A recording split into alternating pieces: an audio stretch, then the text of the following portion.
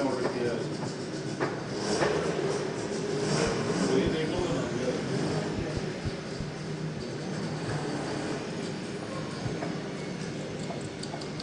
ए भैया अनिल ब्रीफिंग के लिए जाना वहाँ पे। भाई आप बोर्ड पर पूछ जाओ है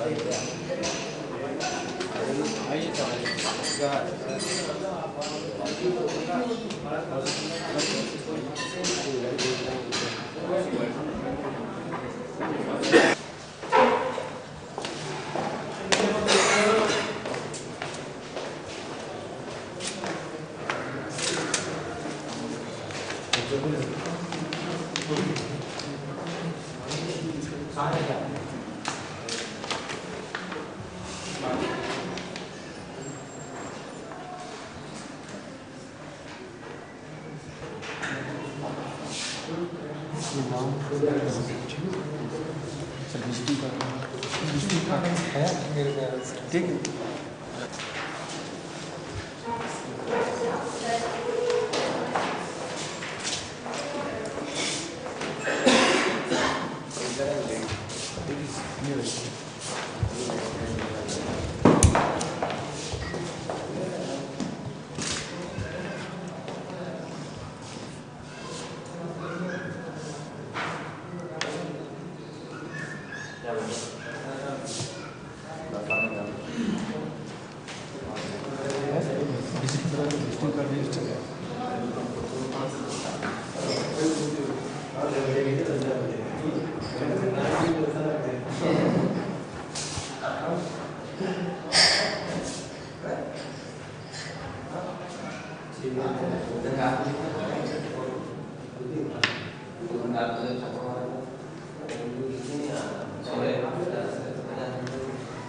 अखबार का नाम नहीं लिखना है।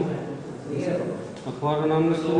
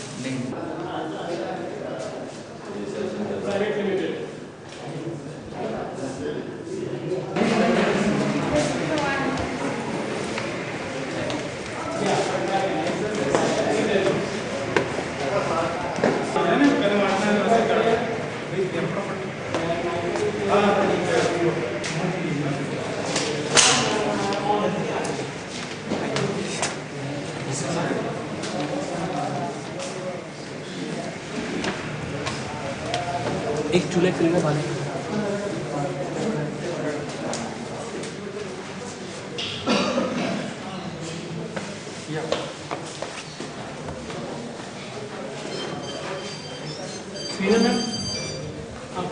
कई बार सवाल नहीं यार बस नहीं देख रहा बाहर चला गया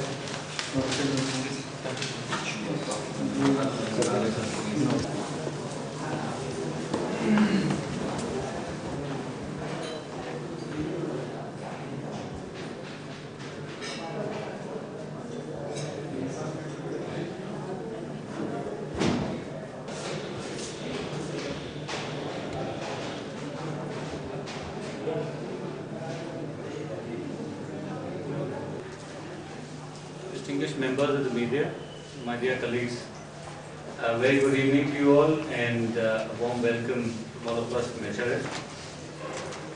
The Sound and Light Show finds its origin in France, which is where it's called the Sonnet Lumière. It's about 45 years ago when France started off with Sound and Light shows. We've had in India the first show in 1962 at the Red Fort. Presently in India there are 10 operational Sound and Light shows, all government operated. The Mewar Sound and Light show, called the Legacy of Honor, is the first and only Sound and Light show in the private sector. This Mewar Sound and Light show is brought to us by the HRS Group of Hotels. The HRS Group of Hotels Udaipur owns and operates hotels and restaurants in Rajasthan.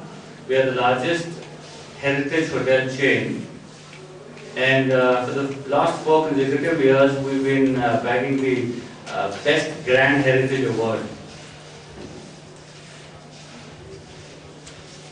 It's Sriji's vision of a city within a city, wherein we wish to provide within this palace complex here, which from the north to the south spans almost about a mile, and has 2 hotels, a few restaurants. We have a museum where we are presently seated. We have a school, a dispensary, there's a library, a research institute, exhibition space, also venues, beautiful venues for weddings and exhibitions.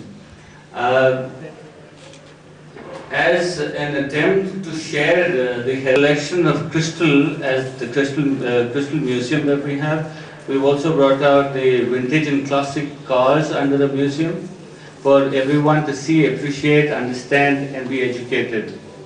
A landmark addition towards the fulfillment of Fiji's vision of the city within a city. The Sound and Light Show offers to the tourists visiting Udaipur an excellent evening entertainment which Udaipur presently lacks. Visit Udaipur. The Sound and Light Show also very beautifully fulfills a requirement of most tourists visiting to answer the various questions they would have about the history, our culture and our way of life. The story, and a lot is left to your imagination. And the fact that you imagine a lot, the viewers participate actively in the show. And this has an effect of a longer lasting and more intense penetration in the viewer's memory. And that's probably why the Sound and Light Show is considered to be a very good media for education and entertainment. Now the Mewar Sound and Light Show, called the Legacy of Honor, is unique in many ways. Firstly, the fact that it is the only Sound and Light show in the private sector. The location and backdrop, I do admit that all Sound and Light shows have a very good backdrop, but the most fascinating canvas of this palace facade is not to be found anywhere. It is also unique in the fact that it is this show is introduced and summed up by Sriji Arun Singh Mewar, who himself is a part of this Legacy of Honor, and the fact that Sriji resides in this palace, the living palace, which is unique to this Light and Sound show. 300 years of history has been very beautifully portrayed in 57 minutes. This is, to my knowledge, the only place where we find mosquito repellents under the chairs to allow guests a trouble-free viewing of the show. Most of our visitors who are Europeans or Americans are very conscious and they're very scared actually of malaria. And this would help give them confidence to come out in the evenings and enjoy the show. I wish to thank you all for taking the trouble being here with us, and request for Lochi say a few words. Yeah. अभी Mewar sound and light show के बारे में राठौर साहब ने आपको बहुत सारी विशेष बातें बताई, जिनमें मुख्य रूप से sound and light show Bharat में चल रहे हैं वो सभी सरकारी क्षेत्र में चल रहे हैं। मैं आपको इस साउंड एंड लाइट शो के जो ऐतिहासिक परिप्रेक्ष्य है उसके बारे में थोड़ी सी जानकारी देना चाहूँगा। वेन्यू क्यों चुना गया, क्या वजह थी कि सिटी पैलेस को ही हमने इसके वेन्यू के रूप में चुना, जबकि और भी कई सारे वेन्यूज हो सकते थे।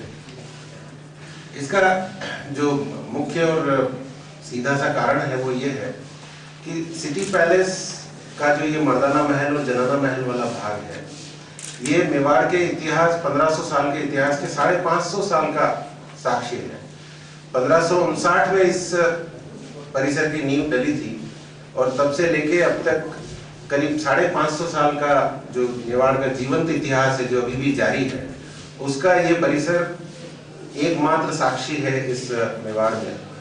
और पिछले जो 1000 साल की हिस्ट्री है, पिछले जो 1000 साल का इतिहास है, उसका भी इससे सीधा कनेक्शन है। इससे बढ़िया ऐतिहासिक और प्रासंगिक जगह Mewar sound and light show के लिए हो नहीं सकती थी, और केवल यही कारण है कि Mewar sound and light show के लिए सिटी पैलेस का ये हिस्सा चुना गया। और माणक चौक के सामने की तरफ जहां आप देख रहे हैं आपके बाईं ओर, वहां सिटिंग का बैठक की सारी व्यवस्था है दर्शकों के लिए, और जहां हम लोग अभी बैठे हैं इस पूरे परिसर में ये शो संचालित होगा। दूसरी बात आप लोगों के दिमाग में आ सकती है कि भाई, जैसा कि भी राठौर साहब ने बताया कि ये the Mewar sound and light show HRH group of hotels का है, जबकि सिटी पैलेस का ये हिस्सा महाराणा मेवाड़ फाउंडेशन का है, तो ये कैसे क्या हुआ? तो इस बारे में मैं स्पष्ट बताना चाहूँगा कि महाराणा मेवाड़ फाउंडेशन की जो स्थापना की गई थी late his highness Maharana Bhagwat Singh ji Mewar द्वारा सन 1969 में, इसका जो मुख्य उद्देश्य था वो मुख्य उद्देश्य ये था कि हम इस फाउंडेशन के माध्यम से मेवाड़ के इतिहास, कला, संस्कृति, इन सब का संरक्षण करेंगे और जो भी उत्कृष्ट है उसको बढ़ावा देने का प्रयास हम लोग यहाँ करेंगे। और मेवाड़ के जो ये the sound and light show बना है, यह वस्तुतः 1500 सालों के इतिहास का एक 57 मिनट में सिंह फाउंडेशन के जो मुख्य उद्देश्य हैं उनकी पूर्ति में यह शो प्रमुख सहायक की भूमिका निभाता है, पहली बात। दूसरी बात, हमने HRH ग्रुप ऑफ होटल्स के साथ एक करार किया है, एक समझौता किया है, एक एग्रीमेंट किया है, जिसके तहत हम जो बेसिक इंफ्रास्ट्रक्चर है, जो स्थान है, महल है, बिजली है, ये सारी सुविधाएं हम HRH ग्रुप ऑफ होटल्स को मुहैया करा रहे हैं। और जो इसका आर्थिक भार है शो को तैयार करने का, इसको डे टू डे ऑपरेट करने का, इसके मेंटेनेंस का, वो सारा भार HRH ग्रुप ऑफ होटल संभाल रहा है। और इस व्यवस्था में फाउंडेशन को अपने उद्देश्यों की प्राप्ति के लिए, अपने उद्देश्यों की पूर्ति के लिए जो राजस्व प्राप्त होगा वो भी एक महत्वपूर्ण कारण है। इसमें हमने ये व्यवस्था की है कि शो से जितनी आमदनी होगी उसका 60-40 के अनुपात में बंटवारा हो जाएगा। 60% चूंकि HRH ग्रुप ऑफ होटल्स ने सारा पैसा लगाया है तो वो लेंगे, और 40% रेवेन्यू जो है वो महाराणा मेवाड़ फाउंडेशन के विभिन्न उद्देश्यों की पूर्ति के लिए हमें भी प्राप्त होगा। तो ये एक बहुत बड़ा कारण था। इस शो के स्क्रिप्ट के बारे में आपको प्रिंसेस देवकी सिंह जी बताएंगे, लेकिन उससे पहले मैं थोड़ा सा आपको जो इसका ऐतिहासिक संदर्भ है, बहुत अच्छी तरह से परिचित है मेवाड़ के इतिहास से, लेकिन जो लोग मेरे साथी नए हैं या जिनको थोड़ा सा रिवाइज करने की जरूरत है, उनके लिए मैं थोड़ा सा बहुत संक्षेप में बताना चाहूँगा कि मेवाड़ दुनिया का सबसे प्राचीन राजवंश, this is the oldest serving dynasty in the world. दुनिया का ऐसा कोई भी राजवंश नहीं है जिसका 1500 साल का अनब्रोकन इतिहास हो। और मेवाड़ राज्य की जो स्थापना हुई है वो किसी युद्ध, रक्तपात या षड्यंत्र के परिणाम स्वरूप नहीं हुई। मेवाड़ राज्य की जो स्थापना हुई है वो वैदिक परंपराओं के आधार पर, मानव धर्म के आधार पर और गुरु शिष्य की परंपरा के आधार पर हुई। आप में से सभी लोगों को शायद पता है कि बापा रावल के गुरु हरिद्राशी ने 734 ईस्वी में उनको मेवाड़ राज्य के प्रबंधन का जिम्मा सौंपा था। और तब से ये परंपरा कि मेवाड़ के अधिपति, मेवाड़ के राजा एकलिंग जी हैं और मेवाड़ के महाराणा उनके दीवान के रूप में, उनके ट्रस्टी के रूप में काम करते हैं। तो जो मूल बात मेवाड़ के इतिहास की और मेवाड़ के संदर्भ में वो ये कि मेवाड़ ने दुनिया को ट्रस्टीशिप और कस्टोडियनशिप के दो सिद्धांत दिए और इन दोनों सिद्धांतों को जीवंत रूप से निभाने का जो एकमात्र रिकॉर्ड है दुनिया में, वो मेवाड़ के राजवंश ने कायम किया है। ट्रस्टीशिप और कस्टोडियनशिप का ये ट्रेडिशन आज भी मौजूदा हमारे 76th custodian of house of Mewar Shri ji Arvind Singh पूरी शिद्दत के साथ निभा रहे हैं। और महाराणा मेवाड़ फाउंडेशन इस पूरी प्रक्रिया में एक बहुत बड़ा महत्वपूर्ण रोल अदा करता है।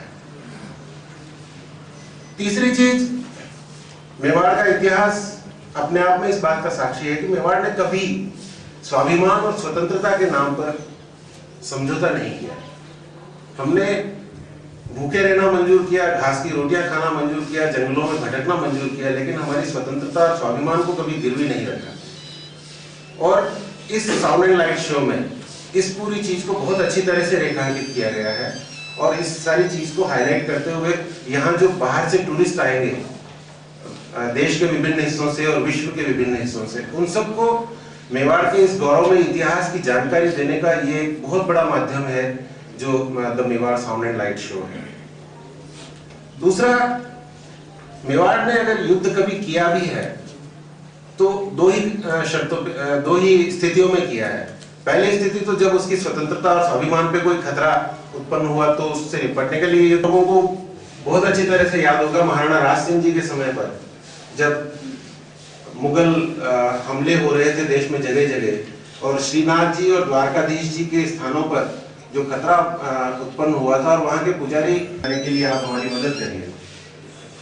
उस समय कोई राजवंश इस बात के लिए आगे नहीं आया कि वो हिंदुत्व की रक्षा के लिए या मानव धर्म की रक्षा के लिए मुगलों से लोहा लेने की बात सोचता, लेकिन केवल मेवाड़ ऐसा था, पड़े तो हम मिटेंगे। और आज हम सब इस बात के साक्षी हैं कि यदि श्रीनाथ जी की प्रतिमा और द्वारकाधीश जी की प्रतिमाओं को उस समय मेवाड़ ने शरण नहीं दी होती और यहाँ उनको स्वावलंबी बनाने के लिए हजारों बीघा जमीन और कई सारी सुविधाएं अगर उस समय मुहैया नहीं कराई होती, तो आज वल्लभ संप्रदाय का जो एक दो प्रधान पीठ हमारे मेवाड़ में है वो नहीं होते, या तो ये कहीं नहीं होते या कहीं और जगह होते। आज अगर ये दोनों स्थान मेवाड़ में है तो ये मेवाड़ के पर्यटन के लिए बहुत बड़े मददगार हमारे लिए साबित हो रहे हैं। इन दो पीठों की वजह से हमारे मेवाड़ में लाखों टूरिस्ट प्रतिवर्ष आते हैं। तो ये भी मेवाड़ के महाराणाओं का एक बहुत बड़ा कंट्रीब्यूशन है जो इस साउंड एंड लाइट शो में भी हमने बहुत अच्छी तरह से उजागर करने का प्रयास किया है। और सबसे बड़ी बात यह कि इस साउंड एंड लाइट शो के माध्यम से उदयपुर आने वाले टूरिस्ट, जैसा कि राठौर साहब ने बताया, मैं दोहराना चाहता हूं उस चीज को कि उदयपुर आने वाले टूरिस्ट न केवल मेवाड़ की गौरवशाली ऐतिहासिक परंपराओं से वाकिफ होंगे बल्कि यहाँ की सांस्कृतिक परंपराओं से भी वाकिफ होंगे और एक शिक्षा यहाँ से लेके जाएंगे, एक संस्कृति की झलक यहाँ से लेके जाएंगे। और निश्चित रूप से जो पर्यटक एक बार इस शो को देखेगा वो 10 और पर्यटकों को यहाँ आने के लिए प्रोत्साहित करेगा। तो कुल मिला के इस प्रयास को इस रूप में देखा जाना चाहिए कि HRH ग्रुप ऑफ होटल्स ने अगर ये शो यहाँ शुरू किया है तो इसका एकमात्र लाभ अर्जित करता है HRH ग्रुप ऑफ होटल्स नहीं है। इससे पूरे उदयपुर के पर्यटन इंडस्ट्री को, पूरे पर्यटन उद्योग को इसका लाभ मिलने वाला है, क्योंकि जो टूरिस्ट आएंगे वो केवल HRH के लिए ही पैसा नहीं खर्च करेंगे, वो ऑटो रिक्शा वाले को भी पैसा देंगे, वो बाहर कहीं खाना खाएंगे उनको भी पैसा देंगे। जरूरी नहीं है कि वो HRH की होटल में ही ठहरेंगे, वो शहर के और किसी होटल में ठहरेंगे, वो नाथद्वारा जाएंगे, वो एकलिंग जी जाएंगे, वो हल्दी घाटी जाएंगे, वो कुंभलगढ़ जाएंगे। तो कुल मिला के मेवाड़ के पर्यटन उद्योग को बढ़ावा देने की दिशा में श्री जी हुजूर का ये एक और बहुत बड़ा योगदान है। पहले से जो योगदान है वो आपको सबको पता है। सिटी पैलेस म्यूजियम, आज की तारीख में उदयपुर आने वाले 100% पर्यटक उदयपुर के सिटी पैलेस म्यूजियम को देखने जरूर आते हैं। कई बार ये मुद्दा उठाया जाता रहा है अलग अलग मंचों पर कि साहब सिटी पैलेस म्यूजियम का प्रवेश टिकट बहुत ज्यादा है, और लेकिन मैं आपको बता देना चाहता हूं कि उदयपुर का जो सबसे कम प्रवेश टिकट वाला स्थान हो, उसके विजिटर्स की संख्या और सिटी पैलेस के विजिटर्स की संख्या में तुलना कर ली जाए। सिटी पैलेस में प्रतिवर्ष 6.5 से 8 लाख टूरिस्ट आते हैं, जबकि और किसी भी स्थान पर टूरिस्टों की संख्या 2 लाख से अधिक नहीं है। मैं आपको ताजा उदाहरण देता हूं, जस्ट 2 कदम आगे का बागौर की हवेली का, जहां पश्चिम क्षेत्र सांस्कृतिक केंद्र का बहुत बढ़िया म्यूजियम है और कलात्मक गतिविधियां वगैरह चलती हैं। वहां का टिकट भी हमसे बहुत गुना कम है, लेकिन वहां जाने वाले पर्यटकों की संख्या सिर्फ 1.5 लाख प्रति वर्ष है। तो कहने का आशय यह है कि आज पर्यटक जब घूमने निकलता है तो पैसों को उतना महत्व नहीं देता है जितना इस बात को महत्व देता है कि वो जहां जाकर अपना समय व्यतीत कर रहा है वहां उसको क्या मिल रहा है, वहां उसको क्या नई चीज सीखने को मिल रही है, वहां उसको इतिहास, कला, संस्कृति, उनकी क्या जानकारियां प्राप्त हो रही है। आपने देखा होगा कि सिटी आकर्षण के लिए यहाँ कई विविध आयाम और जोड़े हैं, तो यहाँ आने वाला पर्यटक कभी ये शिकायत नहीं करता कि हमको ये लगा कि साहब यहाँ पैसा ज्यादा लग रहा है। उनको लगता है कि अरे इतने कम पैसे, बहुत अच्छी बात है। और हैदराबाद, आगरा के ताजमहल, वहां जाके जो म्यूजियम देख के आते हैं लोग, वो यहाँ की तारीफ किए बिना नहीं रहते। तो इस बारे में मैं और ज्यादा आप लोगों का कि वे इस साउंड एंड लाइट शो के परिप्रेक्ष्य में सिटी पैलेस म्यूजियम का जो महत्व है उसके बारे में आप लोगों को संक्षिप्त जानकारी। In 1955, when Maharana Gopal Singh Ji expired, he was the last ruler who stayed in this palace. After that, nobody has stayed in this particular building, though Sri Ji still stays in the complex, but not in the city palace as such. And then it was handed over to the government, but unfortunately, some artifacts were stolen, some damage took place. The good efforts of Chief Minister of Rajasthan, Mr. Sukhadia, and Maharana Bhagwat Singh Ji persuaded the government of Rajasthan and the government of India to hand this palace back to him.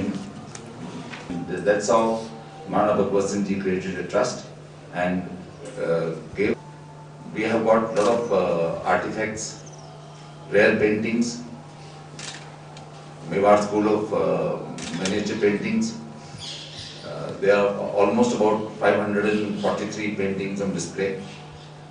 We have got a very good armory, and we also have very beautiful glass inlay work or mosaic work, whatever you call it, inside the palace. In many rooms, we've got the world famous peacock courtyard, where you can see peacocks in different shapes, and all covered with glass and mosaic work. This was carried out during the time of Maharana Sajjan Singh Ji in 1882.